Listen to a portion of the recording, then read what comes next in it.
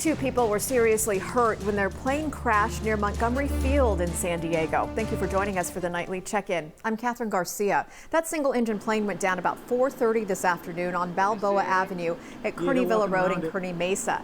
The entire front half of the plane, the wings were crushed. Two men were on board. Firefighters say they both suffered major trauma, but they were conscious and talking to firefighters as they were being pulled out of that plane. They were rushed to nearby Sharp Memorial Hospital.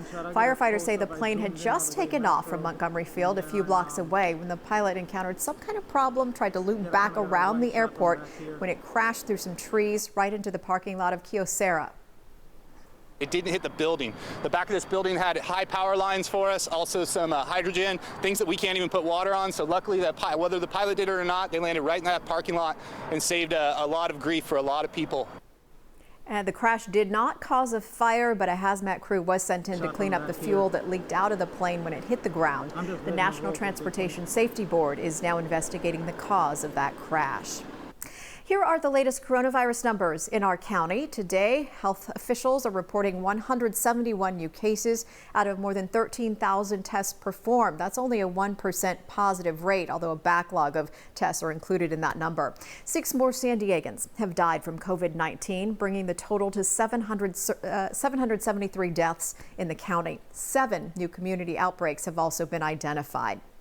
Students and parents from the San Diego Union High School District are protesting the district's decision to continue distance learning until the end of the second quarter. That's the end of January. They'd expected to be back on campus in some way at the end of the first quarter in November. Yeah, I've talked to many of my friends, and we're all willing to do whatever it takes to get back on campus, whether that's social distancing, wearing masks, being temperature checked going into class. So yes, there's risks, there's problems with all students going back, but there's ways to go around this. At least give people the option. Give some people an option to go back, and if people want to stay home, they can do that. We need something to push us forward and keep giving us hope. The board made its decision last Thursday, but parents did not receive the email about it until yesterday. Starting today, San Diegans having a difficult time paying their rent can apply for some help. 8,000 households that qualify will be selected at random to get a one-time grant of as much as $3,000 to help with past due or upcoming rent payments. To qualify, a single person has to earn less than $49,000 a year. A 4-person household cannot make more than $69,000 a year. We have more information about how you can apply at NBC7.com. Just search rental assistance.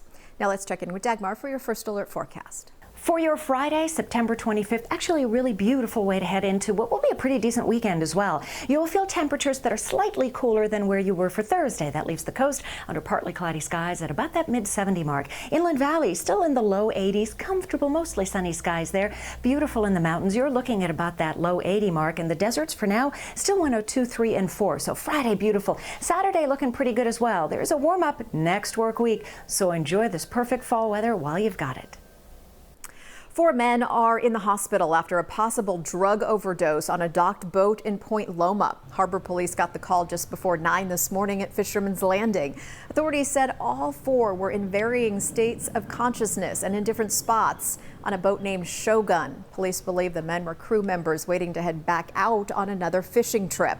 The Narcotics Task Force is investigating the possibility that fentanyl was involved. No arrests have been made.